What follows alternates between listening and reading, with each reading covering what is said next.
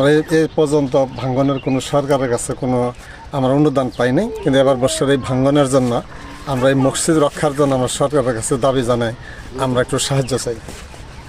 আসসালামু আলাইকুম। আমি ওজান কলকাহারা মসজিদের ইমাম সাহেব। আমি এই মসজিদে অনেকদিন যাবত এখানে ইমামতি করছি।